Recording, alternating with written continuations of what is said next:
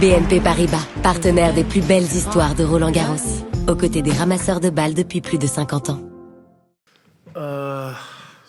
Yeah, it was a fun one for me. My first time playing on Simone Matteo, and a tricky matchup. You know, whenever you play a lefty, it's not easy.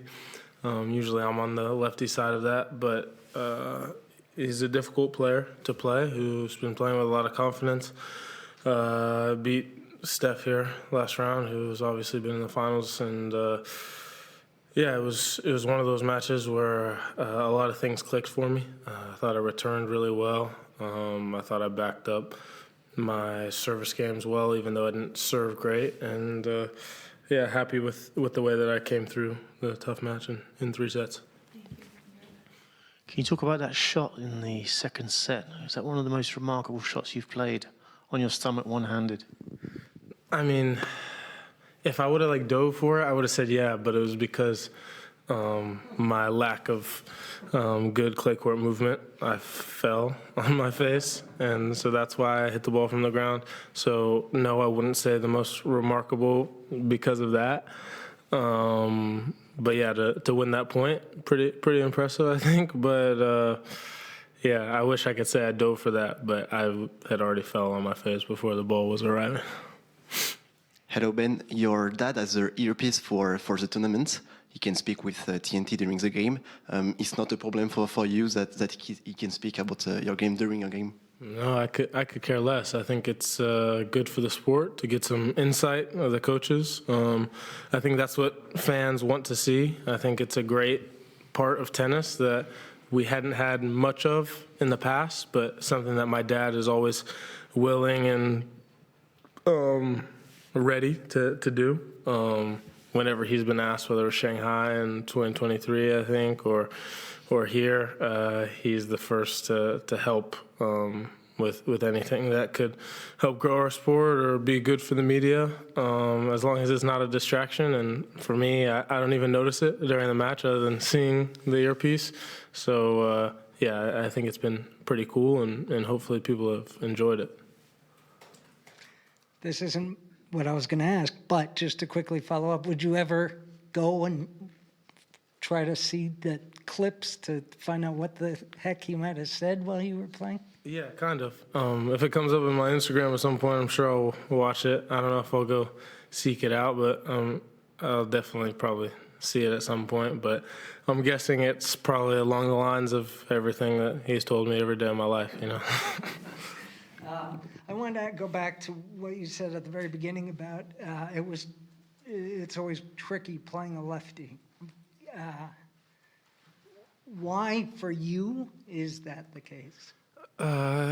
Yeah, the spin off the ball is weird, and I returned really well today, but returning a lefty serve as a lefty is tough when you have a guy who can go both ways with the serve and hit the kicker up to the backhand. That's the only time in the world where I wish that I was righty, because you know, you have a fat kicker and you hit it to the righty's backhand. And you can use that every single match, and 90% of the players on tour are righty, and you just go to that play over and over again if you have a great kicker. For me, like, I hit the kicker out wide and I hit it perfectly. It works, and I don't hit it perfectly, and Sinner or Foe or Carlos or anybody is kind of, you know, destroying forehand winner on that. But yeah, there's a lot of small intricacies of the game that make it more difficult to play when you're a lefty. Actually, my last couple of days warming up and practicing with lefties, I was like, man, I can't, like, the way that these guys are hitting the spinny forehand or side spin, I can't make a volley. Like, I was in practice pretty horrendous. So I was happy with how I volleyed today because, yeah, the last couple of days in practice was a shocker. Well done, Ben. When you kind of rolled through those first 2 sets, and then when things got tight in the 3rd set, were you, like, what did you have to call on? What did you feel like you had to do in order to stay out in front? Because it wasn't straightforward, it didn't look like.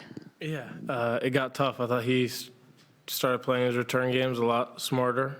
He started serving smarter, mixing up speeds, because I was pretty dialed in on lacing returns today, and he started changing it from 158 to 202 was kind of his range of speeds on the first serve, so that threw me off. I started shanking some, and he started hitting his backhand line really well.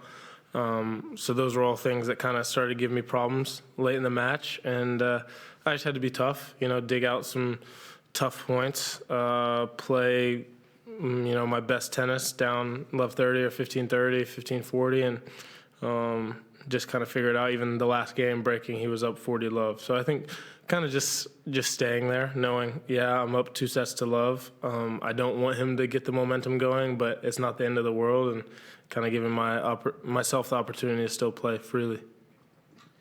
Hey, Ben, congratulations. There's going to be 3 or 4 American men in the 4th round here, depending on what happens with Quinn tomorrow, which is, they were probably, you could probably put on a decade this year when they didn't have 3 or 4 men in the American men in the 4th round here. I'm just wondering what you think of this as a milestone, and I guess because it seemed like, I'm wondering if you think also the American men's mindset on the service has changed.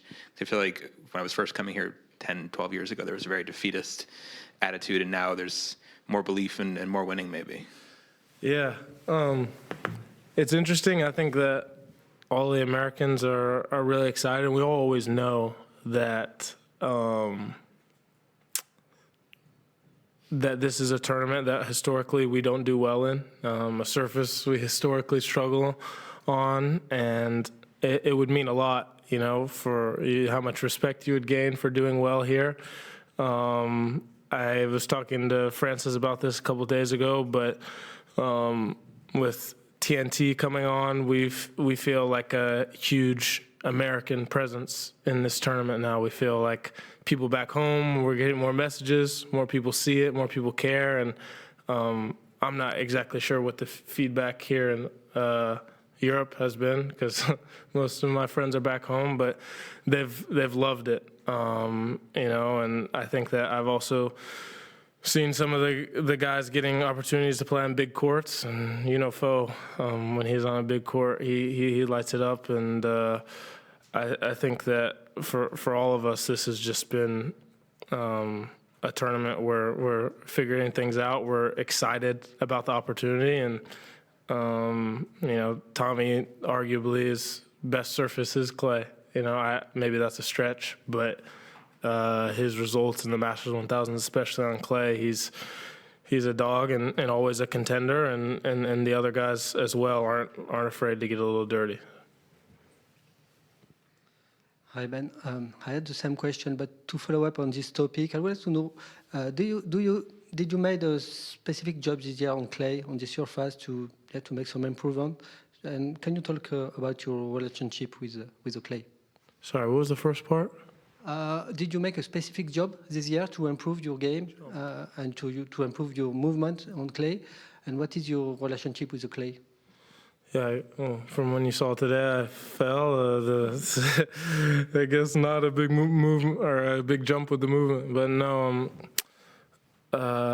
I think for me, it's just figuring out how I can still play my game and adapt slightly to being on the clay and moving on the clay, but still playing an aggressive style of tennis where I'm getting forward numerous times to the net, hitting volleys and overheads, mixing the serve and volley, still going after my flat serves, trying to be dynamic with my forehand, mixing in my slice, and I think I'm doing a better and better job of not just thinking I have to be 20 feet behind the baseline and play high and heavy, like the traditional clay court game style, but I can still play my game style and be effective on clay.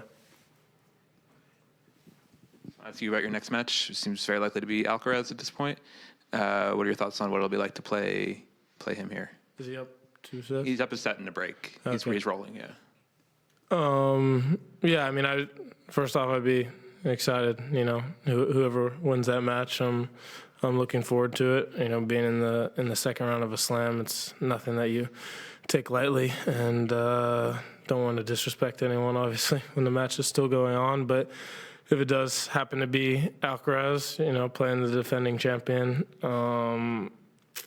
around 16. I'm guessing, you know, center court. That's a pretty cool opportunity, pretty cool experience that not a lot of people get or see in their lifetime. And for me, I'm definitely gonna enjoy it and go out there and see what I can do, because I'm starting to gain some speed, gain a little bit of traction on the surface, and starting to see some of my best tennis. So I like to think of myself as dangerous whenever I get to that place, and yeah, really looking forward to it. And yeah, but either way, either guy winning, I'm looking forward to the next round.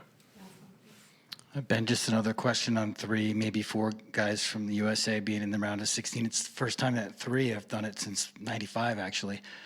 Is it another sign to you that American men are coming and closing the gap on the rest of the world? Yeah, I think 100%. You know, the guys that are pushing through, it's not like the group's getting smaller, it's getting bigger.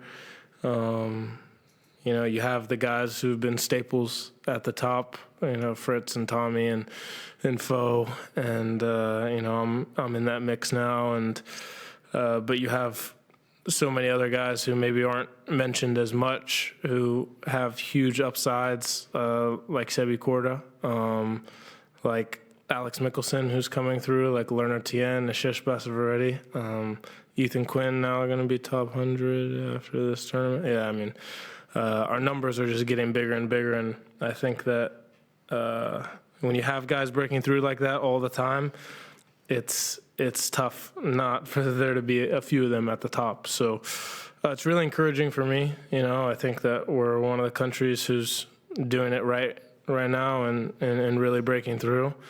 You know, the Italians definitely have us beat, and I don't know what other countries, but I think that we're cementing ourselves up there in the tennis world for sure.